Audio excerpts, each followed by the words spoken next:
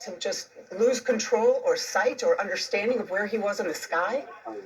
I mean, there's several things you look at, and again, we're speculating, but this is what the investigation is going to do. They're going to look at things like stall, meaning the aircraft got nose high too quickly and it stalled. It lost lift over its wings and caused it to plummet to the ground.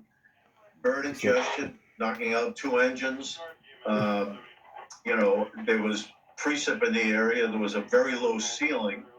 Could have been icing, but that doubtful given he didn't get that. They didn't get that too high in altitude. Could have been disorientation in the cloud cover because of the way we see the plane coming out of the sky, like it's still trying to fly but doesn't know where it is. Once you get up into that cloud ceiling, you're on instruments, and as you say, this is a very modern jet, a sports car of the sky, a Lear 55. Probably had a glass cockpit, and if the glass cockpit, which shows all of your controls, went dark for some reason, the pilots are lost with any navigational control, so they could lose sight, not sight, but they could lose focus on where they are in the sky and not know whether they're coming up or down, and the plane gets pointed down. Next thing you know, they impact the ground. So a lot of things like that will be looked at. And Tom, obviously this happened just after takeoff, maybe 30 seconds or so.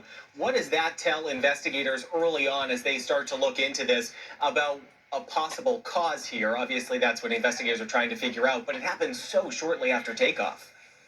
Yeah, I mean, they're going to look at, the heading the aircraft was given, because there was air traffic control directions given, I'm told, in the final moments to make a turn.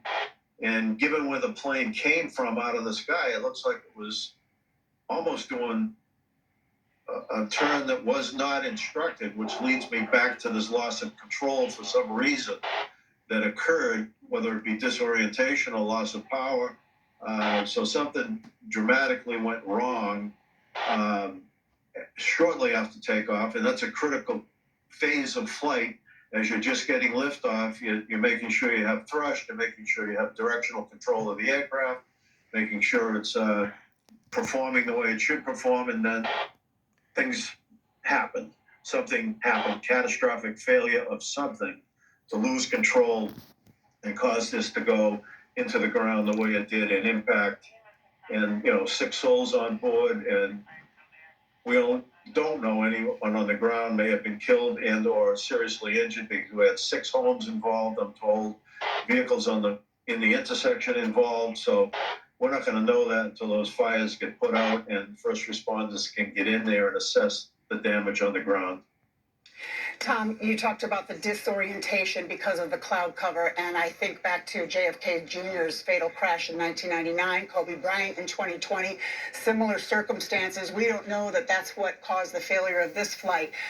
But can you explain to all of us who haven't flown a plane why the disorientation happens and what it is that you're feeling? Like you think you're going the right way, but you aren't. He would not be relying on autopilot that early in the game. So just explain about that, just vertigo or the disorientation and what leads to something like this.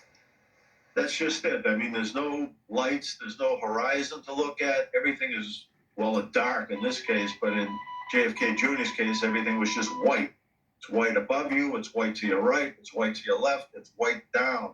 And if you don't have a sense via instruments that you believe trust your instruments, that the plane is level, it's climbing, it's doing the right thing, it's performing correctly. If you don't have that, back to my loss of instrumentation, then you're in that no man's land of not knowing what the plane's doing. Your body can't sense what is up and down, and you just come out of the cloud cover and you end up inverted in some cases, or you end up in this kind of an attitude, which was sort of a 45-degree into the ground going very fast, which leads me to believe, they thought that plane was flying the way it should be, given the speed it hit the ground with.